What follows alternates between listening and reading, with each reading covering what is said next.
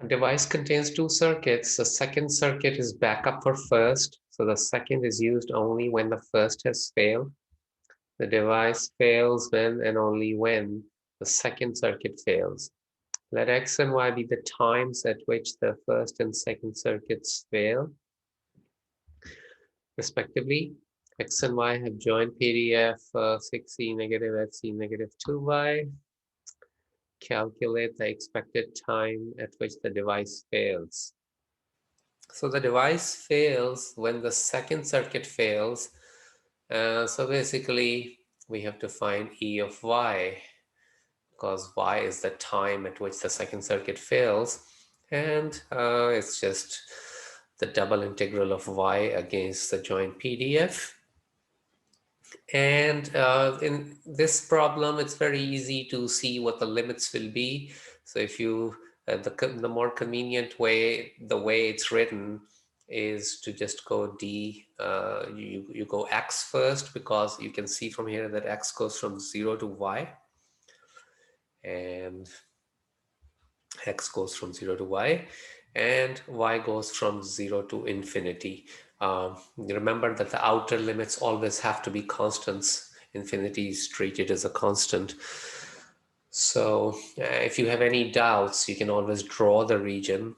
So you will draw the Y equals X line, and the portion in which X is less than Y will be the lower triangle. And from there you can see that this is exactly what we will get for the integration bounds. So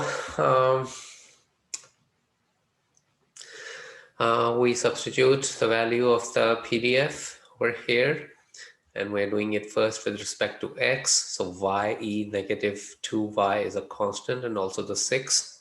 So e to the negative X integrates from negative E negative X, and X goes from 0 to Y. And that gives us negative E negative Y plus E to the 0, which is 1. And now we distribute it out. So this is 6Y negative 2Y. I've written this positive term first when I multiply this with 1, and then when I multiply with this one, I get negative 6Y to the negative 3Y. So both of these are integration by parts, and recall the shortcut which I told you in this particular scenario. When you have XEAX, it's just XEAX over A minus EAX over A squared. So for this first integral, I'm pulling the 6 out for both of them. For the first one, A is negative 2. So it'll be YE negative 2Y over negative 2 minus E negative 2Y over 4. Similarly, it's negative 3 for the second one, but you have a negative sign outside. So this first term would be negative and the second term would be positive. And now it is known that whenever you have any polynomial at times and e to the ay and the a is negative, then that goes to 0 as y goes to infinity. And that's true for n equals 0, 1, 2, 3. So when n is 0, we get y power 0, which is 1, which means we just have this term, the e to the ay.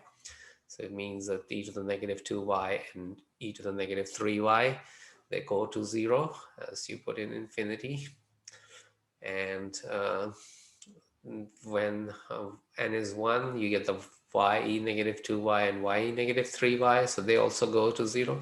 So the way you can remember it is if the exponential ends up being negative after you put in the limit, which is what will happen in these, then the result goes to 0 no matter what, whether it's a standalone exponential or whether it has some polynomial multiplied with it. By polynomial, it means that the powers have to be positive integers, or it could also be a 0 power, means a constant. So this means this goes to 0, 0, 0, 0 when you put in infinity. So all the upper, when you put in the upper bound, they all 4 go to 0. And then when you put the lower bound, it goes 0 because we have a y here. So y is 0, makes this product 0. This one is e to the 0, which is 1. So that's plus 1/4. Get that. So This is again, this has a y in it. So when you put in y equals 0, that goes to 0. And this one will be negative. So this is a lower limit we are doing. So this would be negative e to the 0 over 9. So negative 1 over 9. And that simplifies to 0.83 in the end. And that is choice D.